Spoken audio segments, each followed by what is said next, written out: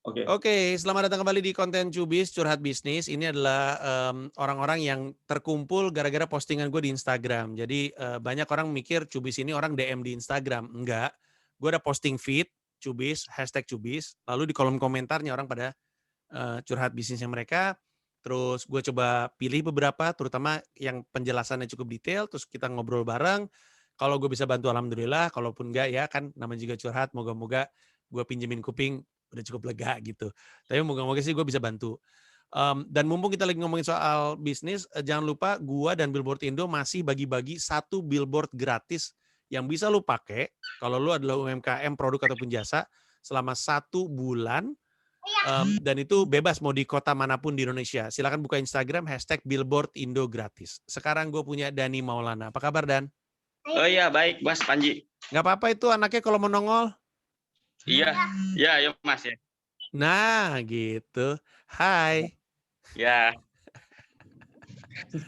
Nggak apa-apa, nggak apa-apa. Gue juga anak gue suka nongol-nongol. Santai aja. iya. Kamu Ya, namanya Bang. siapa? Namanya Bumi. Bumi. Bumi. Umur berapa kamu, Nak? 4 tahun. Umur 4. Beneran.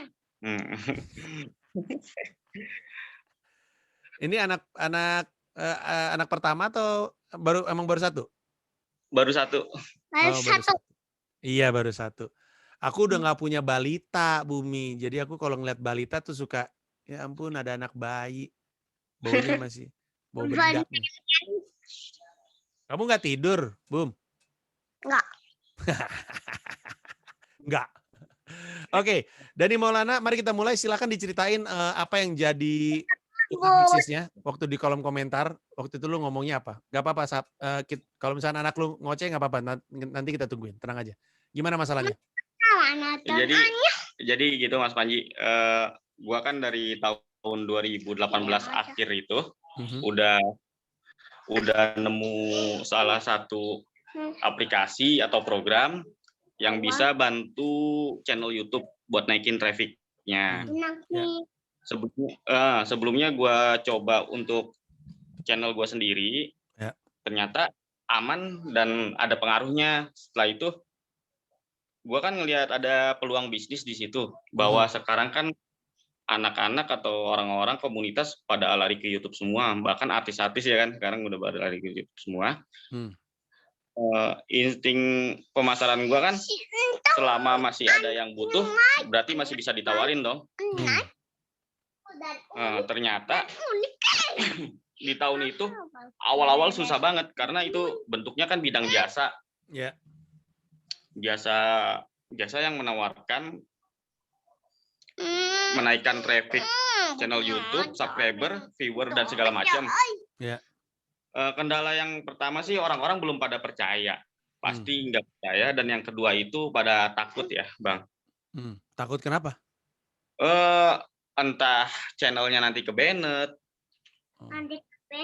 Untuk beberapa yang udah ngerti kan pasti mikir-mikir banget tuh.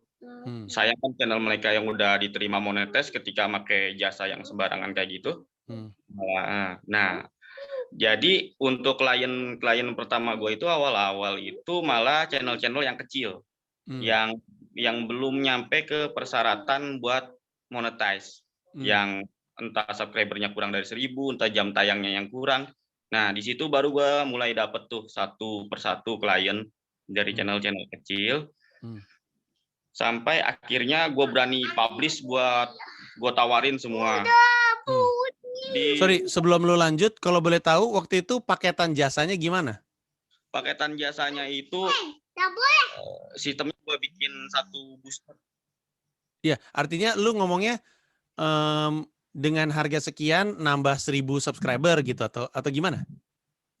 Karena itu murni real view, bukan robot, jadi gue nggak matok jumlah viewer atau subscriber yang dia dapat, nggak seperti jasa-jasa yang lainnya mungkin yang sekarang udah marak ya.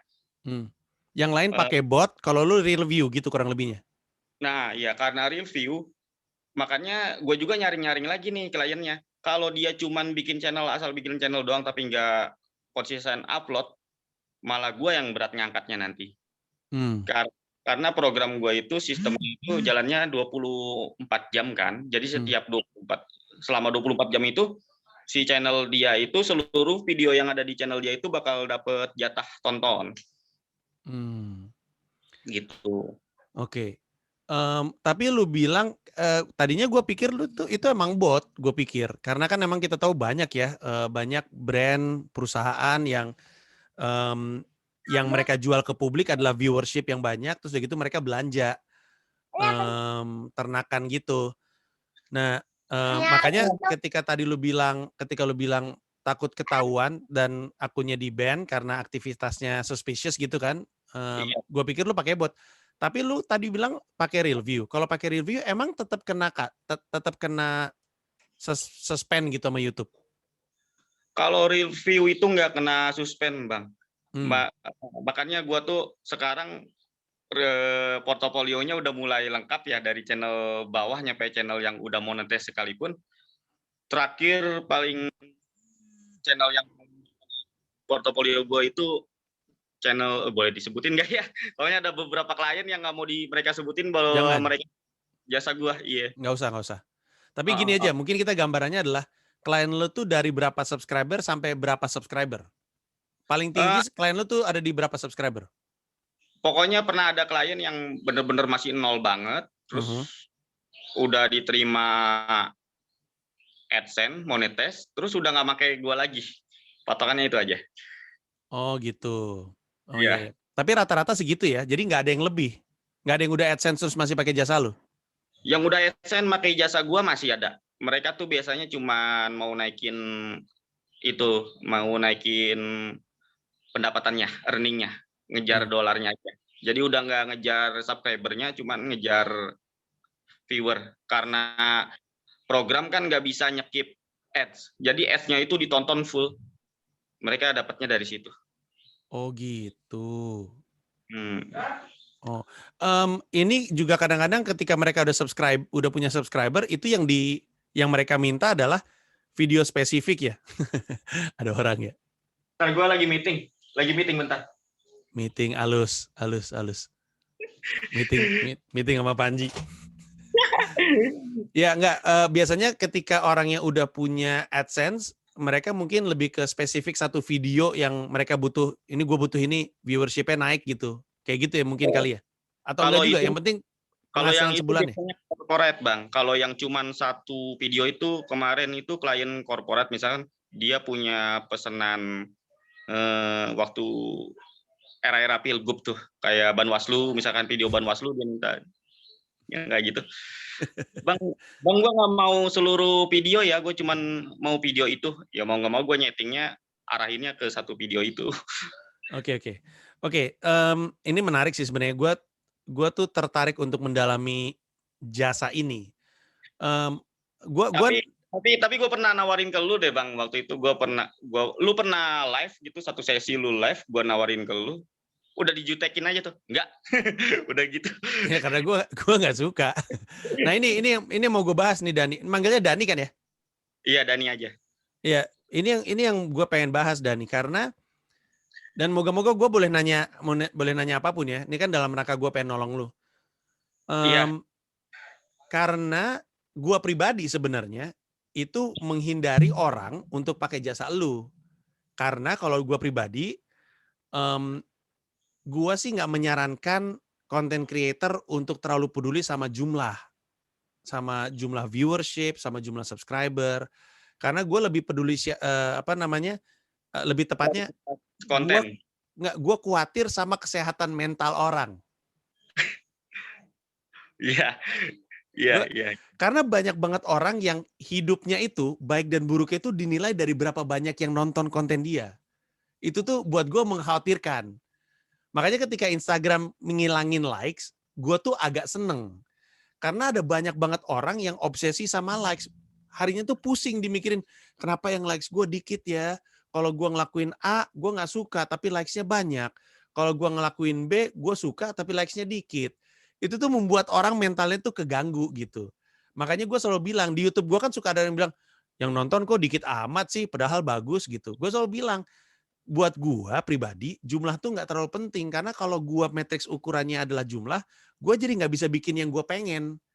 Gue tuh pengen bisa bikin apapun yang gue mau, dikit ataupun banyak yang nonton, eh, likes dikit ataupun banyak, nggak ngaruh buat gue karena yang penting gue bikin yang gue pengen. Itu krusial kalau gue pengen sehat terus dan bisa bikin terus. Karena di YouTube pasti lu tahu ada istilahnya YouTube burnout, orang yang kelelahan secara mental karena mengerjakan YouTube terlalu banyak dan stres palanya mikirin views. Ini biasanya orang-orang yang berhitung sama algoritma YouTube biasanya. Algoritma YouTube kan suka berubah-berubah tuh. Dia bingung. Perasaan waktu itu harusnya video di bawah 8 menit, gue bikin sekarang algoritmanya pro kepada video 1 jam. Oh, gue bikin video 1 jam, abis itu algoritma YouTube berubah lagi. Gimana nih YouTube nih? Nah, ini orang-orang kayak gini adalah orang-orang yang matriks sukses dan tidaknya itu dari viewership, dari angka gue nyebutnya. Nah, makanya gue ketika ditawarin, gue nggak pengen. Karena gue nggak pernah menggunakan angka sebagai matriks. Karena kalau gue angka sebagai matriks, gue jadi ngejar angka dan itu bikin gue stres. Nah, masuklah jasa ini. Jasa ini tentu target marketnya bukan orang kayak gue. Orang yang, gue nggak bisa ini ya, kan gue nggak bisa ngejudge orang yang emang butuh untuk hidup dari YouTube. Sehingga ketika dia butuh lu, gue emang butuh hidup dari YouTube, gue butuh jasanya Dani, karena jasanya Dani mempercepat gue menuju dapat AdSense. Dan ketika dapat AdSense, gue bisa punya penghasilan. Ya itu mah, gue mah terserah ya. Yang penting ini tuh bisnis halal nggak sih? Dan gue jadi bingung. Halal kan ya? Kalau misalkan kalau dari ranah ada barang, ada jasa yang ditawarkan, ada yang butuh dan transaksinya terang-terangan. Ya jual beli Bang Panji. Iya, artinya barangnya bukan barang haram. Iya. Hijab kabulnya jelas ya mungkin. Iya, artinya kalau menurut lu, atau gini, gue ganti pertanyaannya ya. Orang suka ketukar sama bisnis serupa nggak yang lu lakukan? Yang lu bilang, nah gue nggak kayak gitu tapi gitu. Oh, kalau sekarang lebih. Karena sekarang banyak banget jasa yang kayak gitu. Gue nggak nyangka mereka itu. Ternyata gue pikir gue bakal sendirian main kayak gini.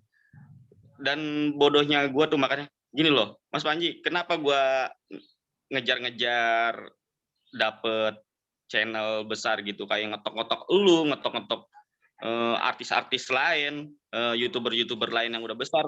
Pernah gue inboxin satu-satu, gue japriin satu-satu. Itu tujuan gue sih cuman biar dapat satu portofolio yang besar gitu, yang bisa bikin mereka percaya mereka bakal pakai jasa gue gitu. Ya tapi gue rasa merekanya nggak mau karena buat mereka ya itu jatuhnya kayak curang. Tidak salah, maksudnya bukan ilegal, tapi jadi curang gitu. Gue kasih contoh analogi lain deh. Gue kan sekarang stand up banyak virtual tuh, banyak streaming. Terus kan kalau stand up streaming kan ketawanya nggak ada. Terus ada orang bilang gini, Bang Panji, gue bantuin mau nggak? Gue bikin sound effect ketawa. Jadi setiap kali Bang Panji stand up, gue bisa pencetin tombol yang membuat real time ketawanya muncul, ketawa sound effect. Gue bilang sama dia, itu mungkin di mata lu nolong, tapi di mata gue jatuhnya curang. Karena penonton gue akan ngelihat, ini mah ketawanya karena dibantu, bukan karena lucu gitu. Belum tentu joke-nya lucu.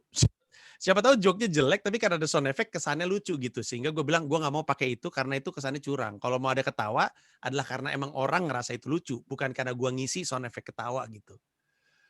Karena gue gak pengen kejebak sama, ini joke sebenarnya gak lucu. Cuman gue bilang sama orang, ini tuh lucu karena gue kasih sound effect ketawa gitu. Itu tuh kayak curang. Nah, banyak akun-akun gede ketika lo tawarin, termasuk gue, itu gak mau pakai jalan itu. Walaupun sebenarnya mungkin jalannya tidak bukan jalan haram gitu, jalan yang halal-halal aja. Tapi nggak mau karena buat mereka dianggap kayak ini jalan pintas gitu. Ibarat kata ya, gue selalu bilang bahwa kalau sekolah itu jangan nyari ijazah. Karena menuju ijazah mah banyak jalan pintas. Cari ilmu. Kalau ilmu mah nggak ada jalan pintas. Ijazah mah bisa dibeli. Sama hal ini. Orang-orang yang gede-gede itu mungkin ada. Dan mungkin lu ngetoknya bukan belum ketemu yang tepat.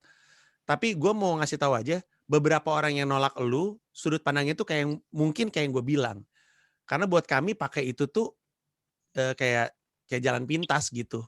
Jalan curang kerasanya di gua gitu. Di sisi lain, gue pribadi yang emang nggak peduli angka karena bahkan gue menganjurkan penonton YouTube gue untuk, aduh jangan terlalu peduli angka, ntar lu stres gitu.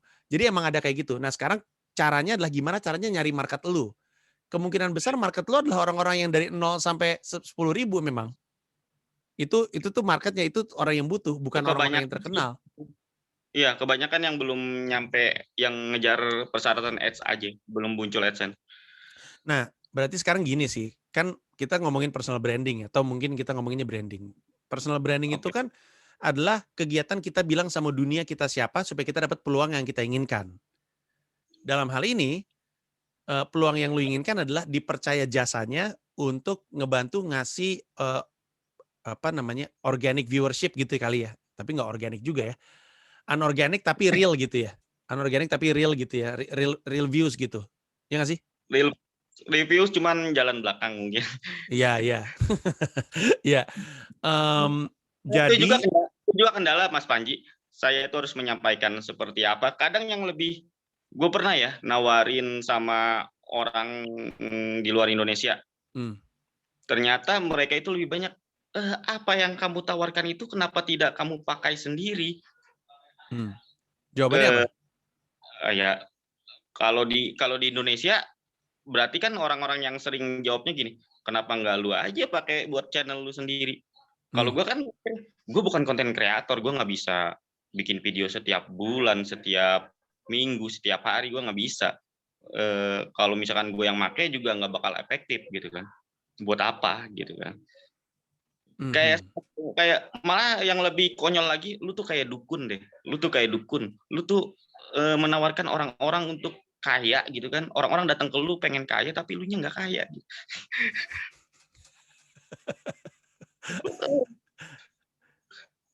Jadi bener kan, apa iya gue harus ngegedein channel YouTube gue dulu biar mereka percaya, tapi kayaknya enggak deh, gue tinggal ambil orang yang besar yang pakai jasa gue aja cukup deh kayaknya buat ngeyakinin orang-orang atau calon-calon klien lain gitu. Iya. Sebenarnya sih bisa dua-duanya, Dani. Ini lebih kepada apa yang lu pilih dan konsekuensinya. Tadi tuh gue nanya tuh lebih kepada gimana ya caranya kita branding bahwa lu tuh punya jasa ini gitu. Kayak Instagram lu apa, Dani? Boleh tahu nggak gue? Lu kunci ya? Di kemute. Nggak sengaja kemute tuh kayaknya tuh. Coba gue cek Dani Maulana aja deh. Dani Maulana. Ini bukannya Dani Maulana 1312? Dani, Instagram lu apa? @sikarunggoni. Oh, salah. Si Karung Goni. Dani Maulana. Oke, digital creator, boost channel YouTube kamu, orang biasa bukan artis, selebritas dapat banyak views dan subscribe. bit.ly/jasa menaikkan traffic YouTube. Oke, jadi sebenarnya lu udah ngomong di profile lu positioning lu. Habis itu di sini lu ada linknya ini adalah penjelasan soal jasa lu. About our service, paket, apakah kamu punya masalah. Ini sebenarnya penawarannya pitch-nya oke sih. Sepi penonton, subscriber ini ada solusi untuk kamu. Saya akan membantu menaikkan traffic channel YouTube kamu dari yang sepi penonton sampai ramai, secara aman dan organik. Ini ada fee-nya per bulan segala macam. Lu kalau kayak gini tuh, tapi kayaknya churn rate-nya tinggi ya. Orang tuh make lu jasa sekali ya. Dia ngitungnya gimana? Lu jatanya per bulan atau paket per 3 bulan atau gimana? Tadinya kan per bulan ya, Mas Panji, 450.000. Karena ada yang beberapa klien ada yang mintanya cepat. Kalau misalkan paket yang berikutnya itu berapa? Seharusnya sih itu dibikinnya 2 bulan, tapi bisa kalau mau sekaligus berarti tinggal kali aja. Misalkan dia bayar 900.000, cuman 1 bulan gua kekuatannya itu 2 dikali 2 gitu misalnya. Dan ini kelihatannya ya, kalau lu mau bener-bener ningkatin jasa lu, kayaknya postingan Instagram lu mesti rada berubah deh, dan dengan sesuatu yang kalau misalkan dipisah, maksudnya jangan nyampur sama akun boleh gitu mungkin ya, seperti itu ya? boleh. Cuman kan gini, prinsipnya itu kan adalah sebelum orang ngerasa nilai lu layak sama uang yang lu minta, lu mesti menunjukkan nilai lu dulu gitu kurang lebihnya. Elunya mesti apa istilah yang paling tepat ya? Tapi intinya adalah lu mesti nunjukin bahwa emang lu nih mampu nih gitu. Karena gue di luar dari kalau yang lu tulis di sini bit.ly/jasa menaikkan traffic YouTube, ini kan klaimnya lu dan sah aja karena emang ijazah lu. Yang memperkuat klaim lu adalah buktinya kan. Jadi kayak misalkan nggak mesti video, bisa infografis, tapi lu harus ngasih value sama orang sehingga orang percaya sama value lu. Soalnya ini paling sering gue ulang-ulang, ada cost, ada price, ada value. Cost itu kan biaya produksi ya. Kayak kalau bikin meja tuh berarti harga kayu, harga palu, harga tukang, itu kan cost tuh. Yang nentuin harga cost-nya, yang nentuin cost itu kan vendornya. Tukang kayu, terus udah gitu harga lem, itu kan orang lain. Setelah ada cost kan ada price. Price kan harga jual. Jadi kalau misalkan cost-nya 50.000, price-nya 100.000, marginnya 2 kali lipat gitu kan. Price yang nentuin lu, tapi value yang nentuin itu pembeli. Kita nggak bisa mengubah itu. Kalau dia nggak ngerasa kita ada nilainya, dia jadi nggak beli. Nah, tugas kita yang paling sering dilupakan orang adalah ngasih tahu orang value kita, mengkomunikasikan ke orang value kita. Nah, ini yang belum kelihatan sebenarnya, Dan. Tapi sebelum ke situ, lu mesti spesifik dulu. Gue nggak bisa bantu nih kelihatannya karena gue nggak terlalu paham bisnis lu. Tapi lu mesti paham target lu siapa dulu. Kalau udah tahu target lu siapa, baru value yang lu diberikan khusus untuk target market tersebut. Paham yang maksud gue ya? Kalau misalkan lu bilang target market lu adalah YouTuber terkenal, maka konten yang lu bikin didesain untuk membuat YouTuber terkenal itu percaya. Nah, cara bikin YouTuber terkenal percaya kan beda ya sama cara bikin YouTuber baru percaya. Jadi yang mesti lu tentuin yang mana dulu. Tapi gue curiga, dilihat dari yang sering terjadi, target market lu tuh ke yang baru mau buka, bukan kepada yang established. Lu pikir kalau ada satu orang yang established pakai jasa lu, orang jadi percaya sama lu. Tapi kan benar. Itu kan apa yang lu pikir ya, belum tentu yang realitanya. Gue tuh lebih seneng kita untuk tetap ngelihat statistiknya. Nah, kalau dilihat dari statistiknya, yang baru nih lebih banyak pakai jasa lu. Berarti sebaiknya konten yang lu bikin, value yang lu tunjukin, yang lu kasih kepada orang, didesain untuk yang ada di sini. Nah, kadang-kadang tuh, gue selalu bilang gini, bisa ngelawak dan bisa hidup dari lawak adalah dua hal yang berbeda. Dalam hal lu adalah bisa naikin viewership, sama hidup dari naikin viewership adalah dua hal yang berbeda. Lu tampaknya udah bisa yang satu nih. Nah yang satu nih mesti lu pelajarin lagi. Karena ilmunya bukan ilmu IT. Dan ilmunya tuh ilmu marketing, ilmu branding gitu. Tadi lu sempat ngomong, apa iya gue mesti jadi content creator dulu untuk nunjukin kalau misalkan emang gue oke. Kan gue bukan tipikal YouTuber gitu. Ya sebenarnya sih nggak harus, Dan. Tapi di bio Instagram lu udah keburu tulis digital creator soalnya. Jadi kan gue pengen tahu mana digital creatornya gitu. Kalau lu nggak mau ya jangan lu tulis digital creator. Tapi menurut gue kalau lu nggak mau ya nggak apa-apa. Tapi maksudnya nggak mau sebagai YouTuber ya nggak apa-apa. Tapi lu nggak mungkin nggak bilang juga, nggak mungkin nggak punya branding gitu, Dan. Karena orang sekarang mesti percaya sama lu. Dan gimana caranya mereka percaya sama lu. Jadi sekali lagi, bisa IT-nya sama bisa hidup dari IT-nya adalah dua hal yang berbeda. Bisa IT-nya lu udah punyalah ilmunya. Sekarang waktunya kita belajar gimana caranya hidup dari kemampuan IT lu. Dan ini set of skills-nya beda sama yang di sini. Zaman sekarang lebih daripada zaman sebelumnya, sebelum internet, orang tuh sangat butuh referral. Orang tuh sangat pengen tahu, pengen dibikin percaya. Dan untuk bikin percaya sama lu tuh dua.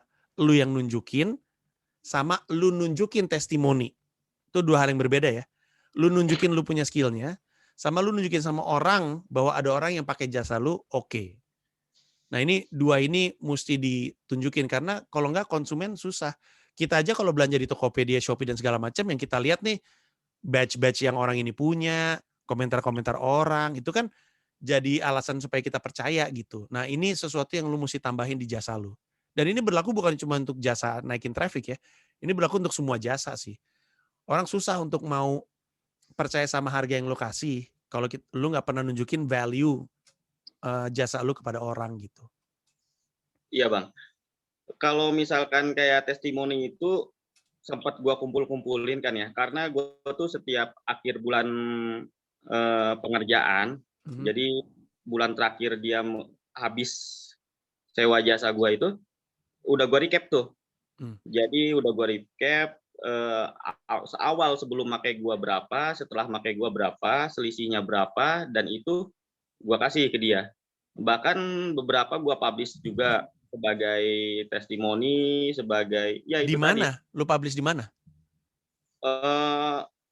Cuman gue ngumpulinnya di Facebook karena Facebook. untuk Serang Banten itu Facebook-nya masih kenceng. Betul. Serang Banten itu Facebook-nya masih kenceng, IG itu belum. Facebook lu apa? Facebook lu atau Facebook usaha lu? Masih Facebook pribadi. Gue belum mikir buat bikin baru banget sih soalnya kalau butuh itu. Ya sebenarnya gini sih Dan, maksud gue orang jatuhnya lebih percaya sama lembaga daripada sama muka gitu. Jadi artinya mungkin akan lebih baik kalau misalkan lu punya Facebook khusus, jadi kelihatannya legit gitu, bukan cuma sekedar mas bisa naikin traffic gitu. Lu pertimbangkan aja. Tapi kalau emang ternyata market lu banyak di Facebook, ya nggak apa-apa. Yang tadi gue minta untuk dilakuin di Instagram, coba aja di Facebook gitu. Tapi intinya jasa lu tuh mesti kerasa nilainya sama orang untuk orang mau pakai jasa lu sih, itu kurang lebihnya. Nah, gue ada satu pertanyaan. Lu ada pertanyaan nggak? Kalau nggak, gue mau nanya ke lu nih justru. Belum kepikiran Bang, silakan abang aja dulu. Lu tuh belajarnya apa? Atau lebih tepatnya gimana caranya lu tahu dapat ilmu untuk bikin yang kayak gitu tuh? Yang tadi lu bilang jasa lu itu. Dapatnya dari mana? Nyari-nyari Bang, awalnya kan gua kan nge-YouTube juga tuh. Nge-YouTube juga, terus kenapa ini viewer cuma segini, terus gue nyari, bener-bener nyari tuh cara menaikkan viewer, subscriber, semua tuh ngaco banget, udah nggak jelas.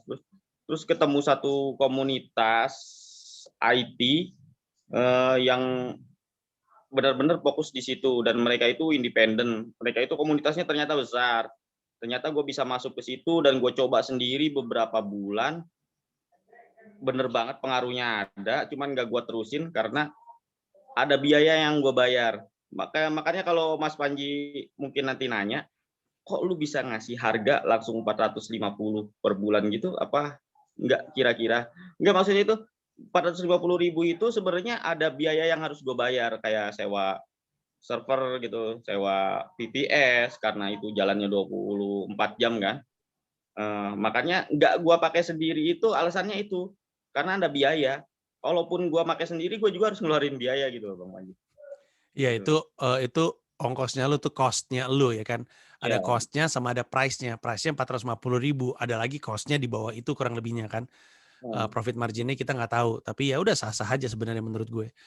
Cuman maksud gue gini, lu tampaknya memang tertarik sama dunia IT, apakah latar belakang pendidikan lu ke situ atau emang lu suka aja? Latar belakang sih marketing Bang, makanya gue suka ini nih, makanya nggak gue tinggalin si jasa ini, walaupun profitnya nggak bisa menghidupi ya, hasilnya tuh nggak bisa buat jadi pegangan hidup, cuman buat sampingan-sampingan aja, karena gue masih penasaran, ini barang kayaknya masih bisa dijual deh. Gimana sih? Ini tuh jelas kan, segmennya jelas, YouTubers. Walaupun tadi Bang Panji bilang YouTubers juga lu harus bagi lagi dong, YouTubers yang udah, yang kayak gue mah nggak bakal mau make. Mungkin sasaran lu, target lu YouTuber baru yang butuh jasa lu. Nah dari situ gue bilang ini kayaknya, makanya gue seneng banget tuh pas lu buka program ini ya, konten ini nih. Gue langsung komen aja, makanya gue terserah deh Bang Panji mau tanggepin apa enggak, apalagi Sebelumnya gue pernah ditolak langsung gitu. Makanya gue penasaran sama ngulik pemasaran jasa ininya itu loh. Jasanya yang salah apa gue belum ketemu teknik marketingnya? Itu aja yang harus gue mau gue tanyain. Jasanya yang salah atau gue yang belum nemu teknik marketingnya, teknik masarinnya yang tepat. Ya, kalau gue rasa ya menemukan jawaban itu memang butuh waktu. Dalam prosesnya, menurut gue coba ulik yang lain. Kalau gue punya kemampuan untuk belajar kayak lu dan ketertarikan sama dan rasa penasaran ya sama marketing tapi kaitannya sama YouTube dan digital, gue akan coba ngasih value ke orang dalam bentuk jasa, tapi bukan jasa spesifik di sini, lebih kepada wawasan lu. Bikin kayak di Facebook juga nggak apa-apa, atau di Instagram atau dimanapun, tapi bikin kayak ngasih, jadi lebih umum gitu, konsultasinya lebih lebar daripada sekadar jasa naikin traffic gitu. Karena emang gue khawatirnya produk lu itu abu-abu gitu, orang nggak tahu ini tuh boleh apa enggak ya, kok gue bingung gitu. Keraguan itu tuh menahan peluang bisnis lu. Bisa jadi bisnis lu tuh emang bener, tapi lu di depan gitu. Kan selalu gitu ya. Inovator kan selalu kelihatan kayak, ini pembajak atau bukan sih? Hampir semua inovasi di seluruh dunia itu pembajak asalnya. Kalau bukan karena Napster, mungkin kita nggak akan punya Spotify gitu. Radio aja awalnya juga pembajak frekuensi yang dipakai sama negara gitu. Jadi yang lu lakukan ini mungkin sekarang kelihatan abu-abu, tapi mungkin 10-20 tahun ke depan biasa banget gitu, bisa aja. Kayak di trading ya, di trading saham. Dulu tuh tidak diizinkan untuk ngegoreng saham gitu. Ini saham ini bagus, direkomendasiin, ini. Dulu nggak boleh. Sekarang itu dilakuin secara umum gitu. Iya, nah, bandarnya. Iya benar. Nah sekarang gue balikin ke lu, jangan-jangan lu tuh agak-agak di depan zaman gitu. Saat ini orang ngeliat lu tuh kayak, aduh ini jasa bener gak ya? Gue khawatir deh kayaknya ilegal gitu, walaupun mungkin ilegal. Nah takutnya yang menghalangi bisnis lu tuh itu. Jadi coba lebarin deh, Dan. Siapa tahu lu tuh mungkin dikemasnya jadi konsultan digital marketing atau gimana gitu Bang Panji. Iya, tapi gini, Dan. Tidak perlu ngasih label lu konsultan digital marketing. Lebih baik lu dikenal sebagai orang yang emang informasi digital marketingnya menarik terus. Ketimbang kita klaim. Umur lu berapa, Dan? 30, Bang. Santai, masih panjang. Menurut gue, lu sekarang ini penghasilan lainnya apa? Penghasilan utamanya apa kalau boleh tahu? Karena udah emang kerasa banget nggak itu, udah 1 minggu gue gawe lagi Bang, kerja lagi. Sekarang jadi digital marketing di salah satu perusahaan. Iya, berarti lu ngantor kan? Ngantor sekarang. Oke, nah menurut gue, mumpung lu punya penghasilan utama, coba deh lu berbagi informasi tentang digital marketing. Sharing aja gitu.